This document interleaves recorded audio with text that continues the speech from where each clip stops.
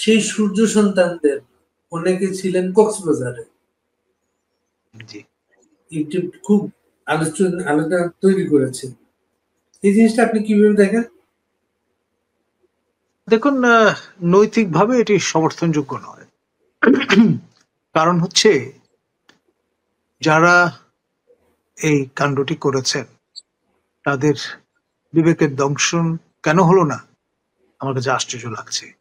কারণ অসংখ্য সহযোদ্ধার রক্ত মারিয়ে তারা কক্সবাজার চলে গেছেন। তাদের উচিত ছিল রাষ্ট্রীয় যে আয়োজনটি করা হয়েছে, তাদেরই অধিষ্ঠিত সরকার সেখানে শারীরিকভাবে উপস্থিত থাকা। সেটা না করে তারা চলে গেলেন কক্সবাজার, এবং যখন তাদের জিজ্ঞাসাবাদ করা হলো বা জানানো হলো, জিজ্ঞেস করা হলো, তখন তারা একটা এমন জবাব দিয়ে দিলেন যেটি আসলে এই নৈতিক অপরাধে তাদের অপরাধিত করেছে, অপরাধের হিসেবে দাঁড় করিয়েছে। তারা বললেন তারা বেড়াতে এসছেন। আচ্ছা, বেড়ানোর আর কোনো দিন খুঁজে পেলেন না তারা? Why 5th of August? আমার ছাত্র আবু সাইদ এবং মুগ্ধের রক্ত মারিয়ে যাওয়ার সামিল হলো এই কাজটি। আপনার পরে যেটি জানা গেল, ইননুয়েন্ডো, আমি সেরকম নিশ্চিত করে বলতে পারবো না, সাবেক মার্কিন রাষ্ট্রদূত পিটার হাস মহোদয়ের সঙ্গে একান্ত বৈঠক করবার জন্য তারা সেখানে গিয়েছেন, এবং পুলিশ সূত্রে জানানো হয়েছে যে পিটার হাস নামে কেউ এই রয়্যাল টিউলিপ বলে যে 5 তারা হোটেলটি নানিতে অবস্থিত, এখন অবশ্য নাম পাল্টেছে, সেখানে বোর্ডার হিসেবে যাননি। মূলত 3জন চীনা বোর্ডার সেখানে আছেন, এছাড়া অন্য কোনো বিদেশি বোর্ডার নেই। এখন এই যে আপনার ইভসড্রপিং মতো বিষয়টা চালু করে দেয়া হলো, এটা ইনেও একটা ধূম্রজাল তৈরির চেষ্টা বলে অনেকে মনে।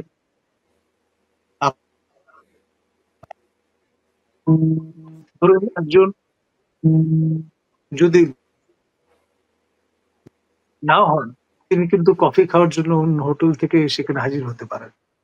আর পিটার হাস মহোদয় যখন মান্যবর রাষ্ট্রদূত ছিলেন, তখন কিন্তু এরকম ধূম্রজাল তিনি বা তাকে ঘিরে তৈরি হয়েছিল।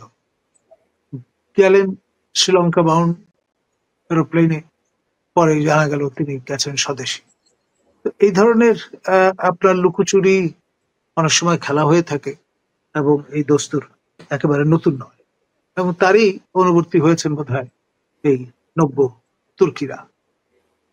ধন্যবাদ।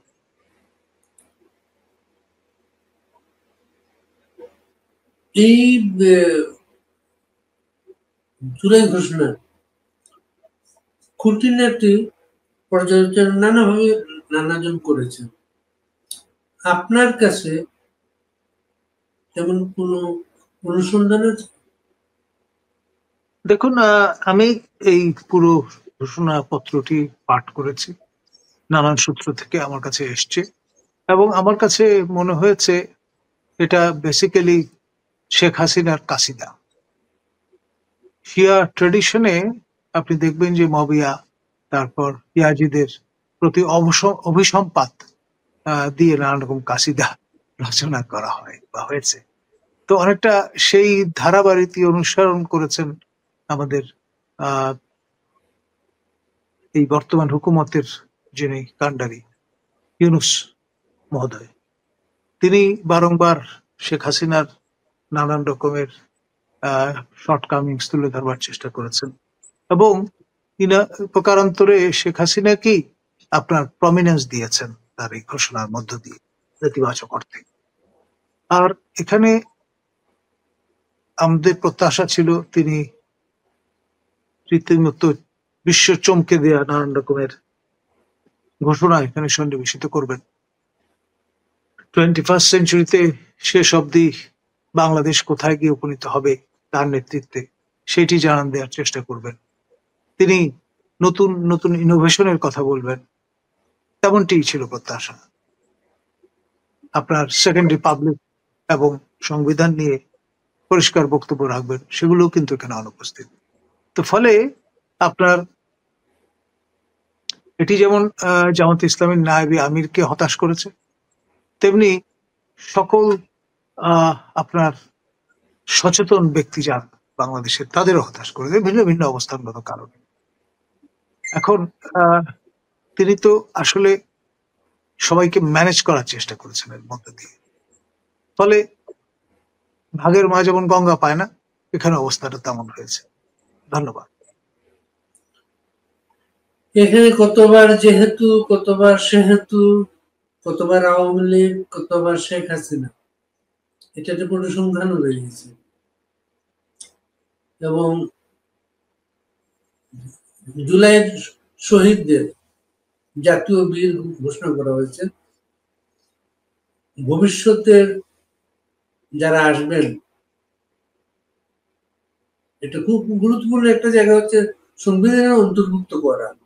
সংবিধানে অন্তর্ভুক্ত না করা পর্যন্ত এটা মূল্যহীন। সেই গ্যারান্টিটা আপনি কি পাচ্ছেন? দেখুন, কাছে কাঁঠাল গোফে তেল দেওয়ার মতো একটা বিষয়। আপনার ধরুন, আপনার বাড়ির সামনের রাস্তাটা আপনি কাউকে লিখে দিলেন। এ ধরনের কাণ্ড ফরাসি যেই দেশে তিনি বসবাস করতেন সেই দেশে আছে। বিশ্ববিখ্যাত আইফেল টাওয়ার, এটি 3বার এক ঠগী বিক্রি করে দিয়েছিল সাফল্যের সঙ্গে, চতুর্থবার ধরা পড়েছে। এখন এটা তো মার্কেটিং একটা স্কিল, আর এই স্কিলে তো তিনি সেরা, বিশ্ব সেরা। সুতরাং আমি অবাক হব না সেই আইফেল টাওয়ার বিক্রির মতো কোনো কাণ্ড করে বসেছেন কিনা থেকে কে জানে। ঠিকই একইভাবে কিন্তু আমাদের এখানে বঙ্গভবন বিক্রি করা অথবা হাইকোর্টের দেখানো ভবনকে নিজের বাড়ি দেখিয়ে বিয়ে করা, যেমন এমন নজির কিন্তু আমাদের। খান আতা যিনি চলচ্চিত্র নির্মাতা ছিলেন, সেরকম একটি ইতিহাস রচনা করেছেন। আমি তার আত্মীয় স্বজনের সঙ্গে চেক ব্যাক করে শুনেছি ঘটনাটার সত্যতা আছে, একেবারেই গালগপ্প নয়।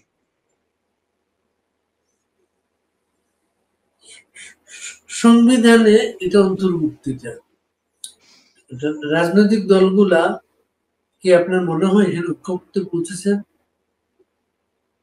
দেখুন, তারা এখন সিন্দাবাদের এই দত্তঘাত থেকে নামাতে পারলে বাঁচেন, সেই জন্য যা বলে তাই তথাস্থ। আপাতত রাস্তা মাপেন, নির্বাচনের তারিখ দেন।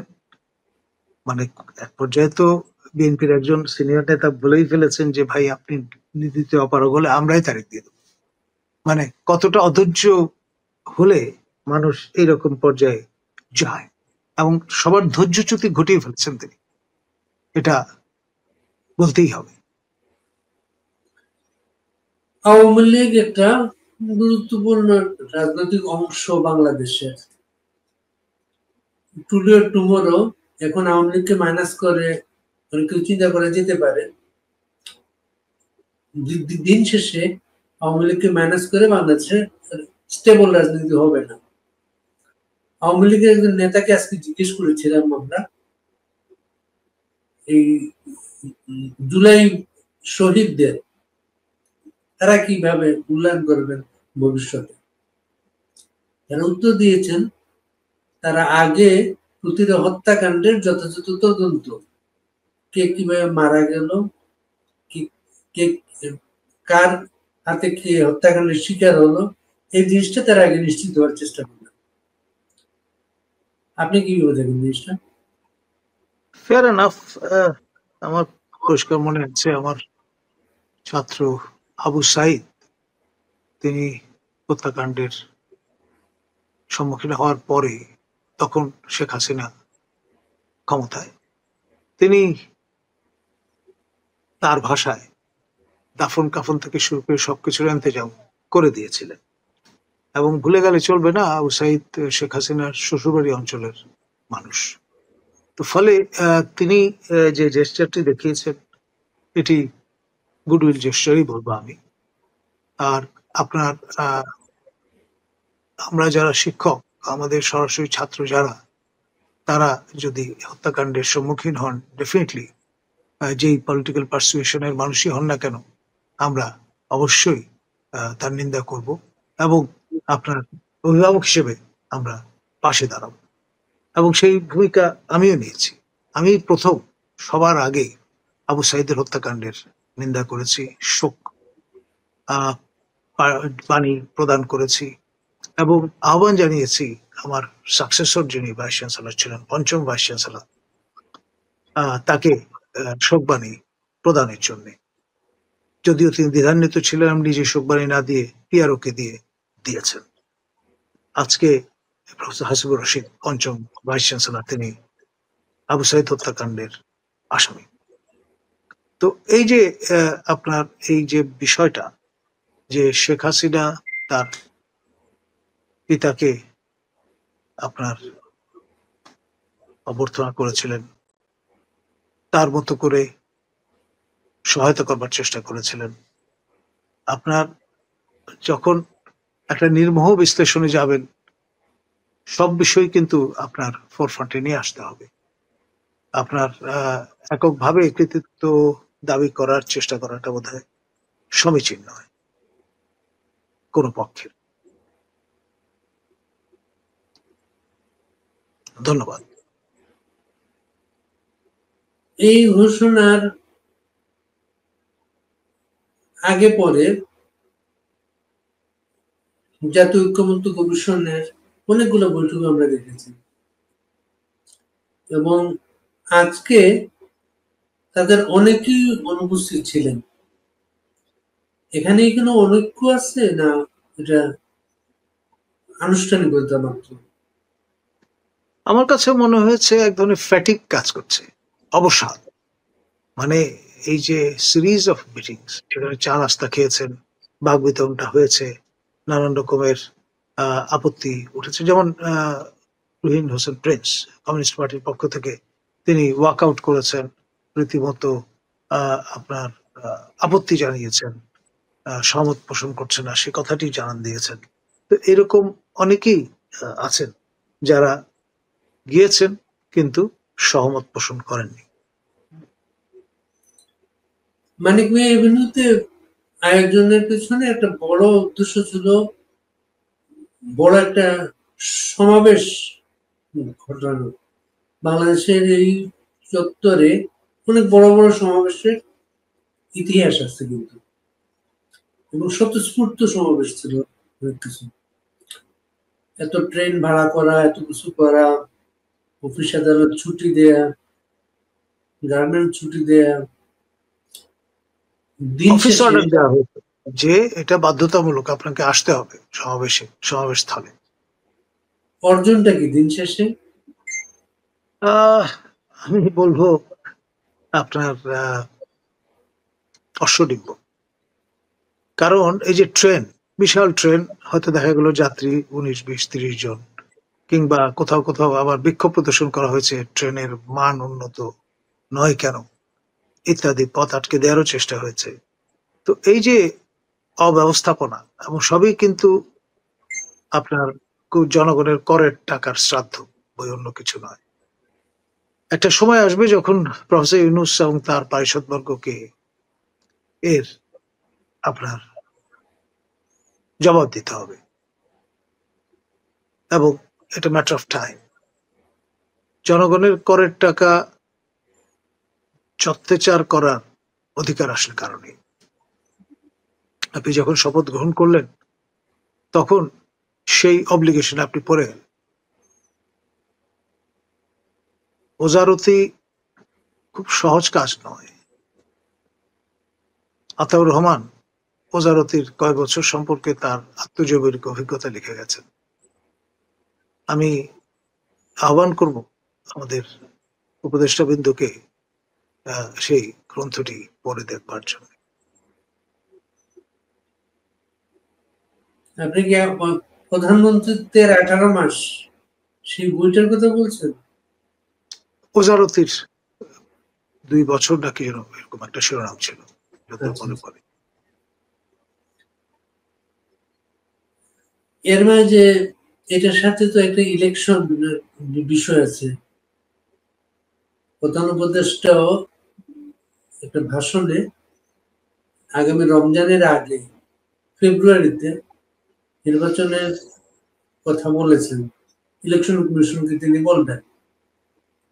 ঠিক দুদিন আগে একজন উপদেষ্টা ফরিদা আক্তার তিনি বলেছেন বিচার শেষ না হওয়া পর্যন্ত তারা ক্ষমতা ছাড়বেন না, বা এই বিষয়টা রাজনৈতিক দলের হাতে ছেড়ে দেবেন না।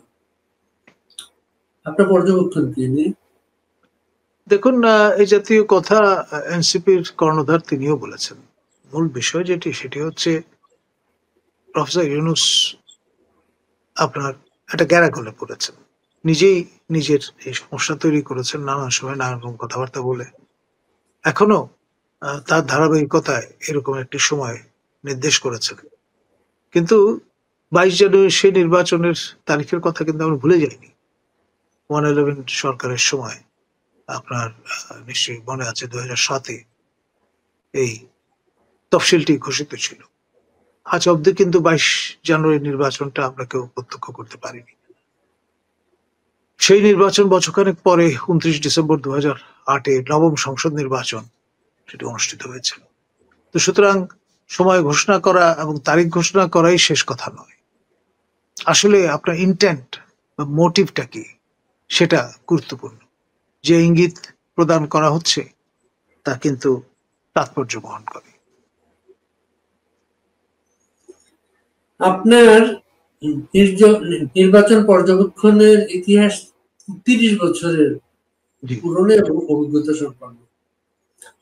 নির্বাচন কমিশন সমস্ত পর্যবেক্ষকদের অনুমোদন বাতিল করেছে।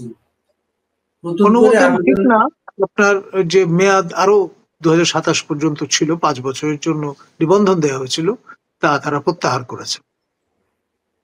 এবং নতুন করে আবেদন আবেদন করতে করার বলেছে। জন্য বিজ্ঞপ্তি দিয়েছেন 10 তারিখে, তার ডেডলাইন এ মাসে। এর এর উদ্দেশ্যটা কি আপনাদের মনে হচ্ছে? আমাদের কাছে মনে হয়েছে এটার পেছনে একটা রাজনীতি আছে। আমাদের 2 মাননীয় উপদেষ্টা বা 3 মাননীয় উপদেষ্টা বলতে পারেন, আহ অধিকার এবং ব্রতির সঙ্গে যারা যুক্ত, আদিলুর রহমান খান, চৌধুরী রফিকুল আবরার এবং শারমিন মোর্শেদ, তাদের এই 2 সংস্থার নিবন্ধন নেই। ব্রতির নিবন্ধন নেই এই কারণে যে তারা ডেডলাইন যা ছিল গত বছর সেই সময়সীমার মধ্যে আবেদন করেননি। সে কারণে গত নির্বাচন কমিশনের পক্ষে তা বিবেচনা করার সুযোগ ছিল না। আর আদিল রহমান খান, তার যে অধিকার, সেটা ওই হেফাজত কাণ্ড নিয়ে যেই রিপোর্ট হাজির করেছিলেন সেটা তৎকালীন সরকারের মনোপুত হয়নি, ফলে একটা পর্যায়ে তারা ডিরেজিস্টার্ড হয়ে গেছিলেন। তো ডিরেজিস্টার হয়ে যাওয়ার কারণে তাদের নিবন্ধন আর হয়নি বা থাকেনি। তো এই কারণেই মূলত আপনার সবার উপর এই খরচ চালানো। আর নতুন করে নব্য তুর্কিদের দিয়ে যদি আপনার পর্যবেক্ষণ সংস্থা হাজির করা যায় তো খারাপ কি? সেই সুবিধার্থে আপনার পর্যবেক্ষকদের ন্যূনতম বয়সসীমা ছিল 25 বা তদূর্ধ্ব সার্টিফিকেট অনুসারে, সেটি এখন কমিয়ে 21 করে দেওয়া হয়েছে। এখানে ডেফিনেটলি একটা রাজনীতি আছে, কোনো সন্দেহ নেই। ওই রাজনীতির মূল সূত্রটা ডক্টর বদিউল আলম মজুমদার এবং ডক্টর আব্দুল আলিমের দ্বারা সূত্রপাত। তারা তাদের যে নির্বাচন সংস্কার কমিশনে যে সমস্ত সুপারিশ করেছেন তার মধ্যে এটা নিহিত, এবং তারপর ঐকমত্য কমিশনের হাত ধরে পরে 2025 যে বিধিমালা নির্বাচন কমিশন থেকে প্রকাশ করা হয়েছে সেখানে ক্লজ ঢুকিয়ে দেওয়া হয়েছে যে যারা উদ্দেশ্যমূলকভাবে প্রতিবেদন প্রদান করেছেন তাদের তারা নির্বাচন পর্যবেক্ষণের অনুমোদন দেবেন না। তো এখানে একটা ক্যাচ আছে। আর আপনি জানেন যে একটি সংস্থা নিবন্ধন পাওয়ার আগে এনএসআই ভেটিং এর প্রয়োজন হয়, কখনো কোনো কোনো ক্ষেত্রে ডিজিএফআই ভেটিং এর প্রয়োজন হয়। তো সেই প্রক্রিয়া তো আছে। তারপরে গণবিজ্ঞপ্তি দেওয়া হয়, সেখানে আপনার হ্যান্ডপিকড লোকজন দ্বারা ইচ্ছাকৃতভাবে নানান রকমের আপনি যদি ব্ল্যাক বল দেন সেটাও একটা প্রতিবন্ধকতা তৈরি করবে। It's a long run process. তো সেই চিন্তা থেকে এটা করা হয়েছে। আর এই বিষয়টা যতক্ষণ পর্যন্ত পুরো প্রক্রিয়া শেষ না হয়, এই জন্য অন্তিম কোনো মন্তব্য করা ঠিক হবে না। তবে লক্ষণ সুস্পষ্ট। এটি কোনো কনফ্লিক্ট অফ ইন্টারেস্ট হবে? Definitely, আপনার তারা তো এটা তোয়াক্কা করেন না। যদি করতেন তাহলে এই অশুভ খেলায় মারতেন না। 2027 পর্যন্ত সবারই নিবন্ধন যাদের ছিল, তারা মেয়াদ শেষ করার পরে নতুন করে নবায়নের সময় তখন এই বিষয়গুলো নিয়ে আসা যেত। কিন্তু তারা এই ব্যাপারে একেবারেই অনুদার এবং আপনার প্রতিহিংসা পরায়ণ আমি বলবো। আমাদের ডক্টর বদিউল আলম মজুমদার তিনটি কমিশনের নডিং নিয়েছেন, তিনটি আমলে আপনার এনজিও ব্যুরোর ক্লিয়ারেন্স নিয়েছেন, যেটি প্রধানমন্ত্রী সচিবালয়ের অধীনে পরিচালিত, এবং ঠিকই তার ক্যান্ডিডেটস ফোরাম করার জন্য ডোনার কমিটি থেকে অর্থ ছাড় করিয়েছেন। এবং এই বেনিফিশিয়ারি আবার অন্য বেনিফিশিয়ারিদের দিকে আঙ্গুল তুলছেন, which is really unfortunate. আর বর্তমান যে ঝামেলাটা, আপনার এই যারা জুলাই আন্দোলন করেছেন তাদের মধ্যে এই অনৈক্যের বীজ কিন্তু ডক্টর বদিউল আলম মজুমদারই বপন করে দিয়েছেন। আমাদের যিনি সাবেক প্রধান নির্বাচন কমিশনার বীর মুক্তিযোদ্ধা হুদা, যিনি অসম্মানিত হলেন কিছুদিন আগে, তিনি যখন আপনার দায়িত্ব গ্রহণ করেন সেই সময় এই ডক্টর বদিউল আলম মজুমদারই অভিনন্দন জানিয়েছিলেন এবং এটাও বলেছিলেন যে তিনি ছাত্র জীবনে ছাত্রলীগ করতেন। এখন ছাত্রলীগ করা নতুন প্রজন্মের অনেককেই তো আমরা ভিন্ন চেহারায় দেখছি। বদিউল আলম মজুমদার বোধহয় তাদেরই পদাঙ্ক অনুসরণ করছেন। তার ব্যক্তিগত জীবনে পিতৃব্য ইন ল আপনার এস টি ইমামের পরিচয় তার জন্য ছিল বড় আপনার সোশ্যাল ক্যাপিটাল। সে কারণেই এই 15-16 বছর ধরে যত রকম সমালোচনা করেছেন, তার এই কুটির জোরটা ছিল বলে তার কিছুই হয়নি। তো ফলে এখন আবার নতুন রূপে তিনি ভাবছেন যে অলমোস্ট আমি তো second in command in the whole system, বয়স এবং অন্যান্য বিবেচনায় প্রফেসর ইউনূসের কাছের মানুষ। তো ফলে ডিভিডেন্ড যা নেওয়ার সেটা নিচ্ছেন এবং ভবিষ্যতে কোনো কম্পিটিটর রাখতে চান না, নিজের জন্য পথটা মসৃণ করতে চান, সেই সব চিন্তা থেকে এগুলো করেছেন। আর পাশাপাশি এই পুরো যে তার টার্মস অফ রেফারেন্স, সেখানটা এমন ভাবে প্রণয়ন করেছেন যাতে আপনার এই নির্বাচন পদ্ধতি বিতর্কটা না আসে, এবং এটা বিষটা রেখে দিয়েছেন যাতে ঐক্যবদ্ধ কমিশন পরবর্তীতে যে পরিস্থিতি পরিবেশটা আরো ঘোলাটে হয়। এবং খেয়াল করে দেখেন জামাত এবং ইসলামী আন্দোলন এবং তাদের সমমনস্ক দলগুলো, প্রায় 18টা দল, তারা কিন্তু ব্ল্যাক বল দিয়ে বসেছে যে নির্বাচন পদ্ধতি পিআর সিস্টেমে না হলে তারা সন্তুষ্ট নন। আর এনসিপি তো এক কাঠি আরো সরেস, তো বলেছেন যে হ্যাঁ, এই পদ্ধতি ছাড়া নির্বাচন করতে দেবেন না বা নির্বাচন করবেন না। ব্যাপারটা কি দাঁড়াচ্ছে? একে বিচার, তারপর আবার নির্বাচন পদ্ধতি নতুন সংকট আহ্বান করছে। আর প্রফেসর ইউনূসের জন্য তো আপনার এ ধরনের হ্যান্ডেল খুব হ্যান্ডি, বলে তার জন্য সুবিধা যে ভাই আমি কি করবো, স্টেক হোল্ডাররাই তো চায় না। সুতরাং বিয়ন্ড 2026-এর পরে যদি ইলেকশন হয় আমার তো কোনো সমস্যা নেই, আমি তো ফিট আছি।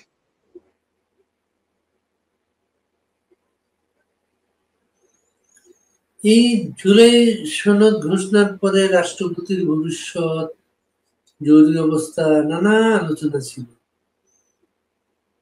এগুলো কি প্রাসঙ্গিক এখন? একেবারেই উড়িয়ে দেওয়া যায় না, এই কারণে যে যেই ঘোষণাটি আপনি দেখছেন নানামুখী চাপে পড়ে এই রূপ পরিগ্রহ করেছে। আপনি খেয়াল করে দেখেন, ইঙ্গিতটা কিন্তু আমাদের মাননীয় উপদেষ্টা মাহফুজ আলম দিয়ে দিয়েছেন।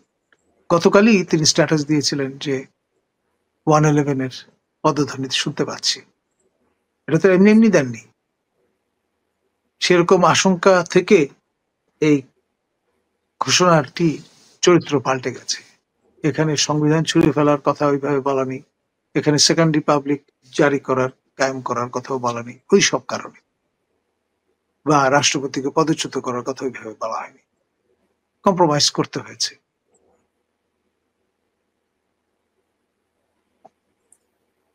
রাষ্ট্রপতির বিবৃতি জুলাই বিপ্লব নিয়ে বিতর্ক এসেছে বিবৃতিটি নিয়ে। আমরা গতকালকে বঙ্গভবনে যোগাযোগ করেছিলাম, বঙ্গভবন থেকে বলা হয়েছে তারা যে বিবৃতি দিয়েছেন, যেটা প্রকাশ পেয়েছে, এটা এক বিবৃতি না, সেটাকে ঘষামাজা করা হয়েছে এবং রাষ্ট্রপতি কোনো বিবাদে যেতে চাননি। আপনাদের কিছু কোনো তথ্য আছে ব্যাপারে? দেখুন, সঙ্গত কারণেই তিনি তো রাষ্ট্রের প্রতীক, কোনো পার্টিজান স্ট্যান্ড তার নেবার অধিকার নেই। তো সে কারণে যে বিবৃতিটি হাজির করা হয়েছে, এখানে যে ট্র্যাডিশনটা আমার ধারণা মেনটেন করা হয়েছে, পিএমও, ফর্মার পিএমও, এখন চিফ অ্যাডভাইজার্স অফিস, সেখান থেকে যেভাবে লিখে দেয়া হয় তার বাইরে কোনো কিছু করার সুযোগ নেই, হাত পা বাঁধা, সেটাই ট্র্যাডিশন। তো ফলে আপনার ঘষা মাজা করাই হোক আর যাই হোক, একেবারে টপসি টার্ভি কোনো বিবৃতি বঙ্গভবন থেকে প্রদানের সুযোগও নেই আইনত, সিস্টেমিক কারণে। সে কারণে আমরা খুব একটা অবাক হই। সাধারণত তো রাষ্ট্রপতির কাছে বিবৃতি তো আগে প্রধানমন্ত্রী অফিস থেকে তৈরি হয়ে যেত, এখন প্রধান উপদেষ্টা, এটাই তো বাস্তব অবস্থা সেটা। রাইট। আবার রাষ্ট্রপতির কাছে শপথ নিয়ে আবার সেই রাষ্ট্রপতিকে প্রশ্ন তোলা, এটাও তো হয়েছে এখানে। এর জন্য এটার সাথে একটা আশঙ্কা জড়িত। যেমন আজ পর্যন্ত রাষ্ট্রপতির কাছে, রাষ্ট্রপতি যে জাতির সামনে ভাষণে বলেছিলেন প্রধানমন্ত্রী পদত্যাগ করেছেন, আজ পর্যন্ত রাষ্ট্রপতি সে পদত্যাগ পত্র খুঁজে বেড়াচ্ছেন। এবং গতকালকে মানে 4 অগস্ট হিন্দুস্তান টাইমসে একটা রিপোর্ট বেরিয়েছে, সেখানে সেটা আবার নতুন করে এসেছে যে বাংলাদেশের প্রধানমন্ত্রী পদত্যাগ করেননি, পদত্যাগ করেননি। এই কারণে ভারত সরকার এখন পর্যন্ত তাকে প্রধানমন্ত্রীর প্রটোকল দিয়ে যাচ্ছে।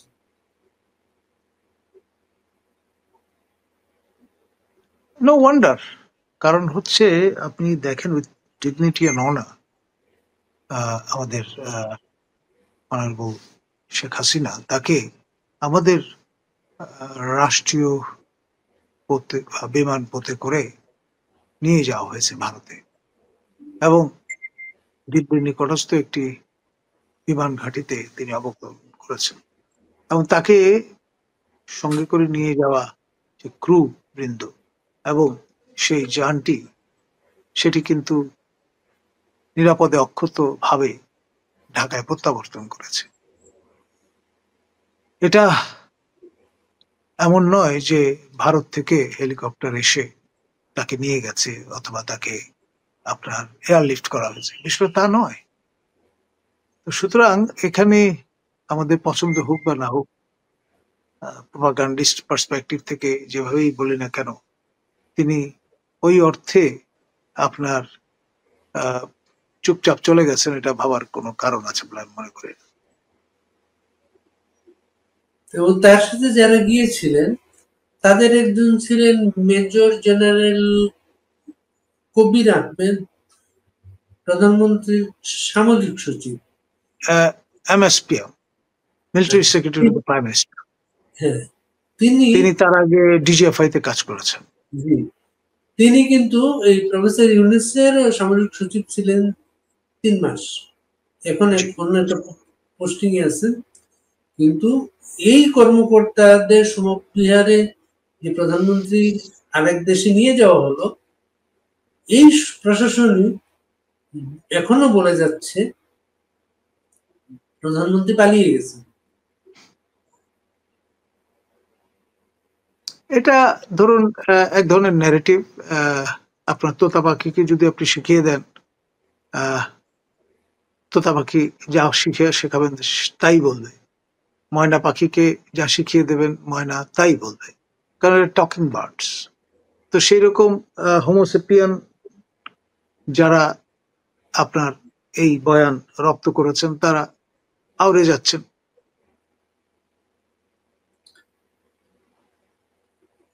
ডিজিএফ এর একটা চরিত্র মেজর হাফিজ এখন খুবই আলোচিত।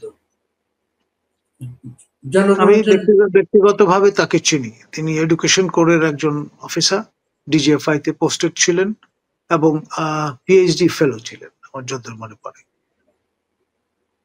তার পিএইচডির গল্পটা ছিল তিনি বঙ্গবন্ধুকে নিয়ে পিএইচডি করছেন, সেটার কোনো ফলাফল জানেন আপনি?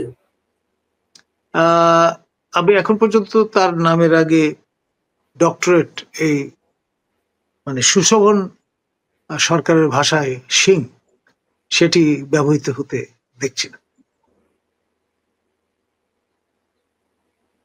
এবং তার যে অংশগ্রহণটা, আজকে আমরা জনগণকে নিয়ে খুঁজতে গিয়ে আমরা পেলাম হচ্ছে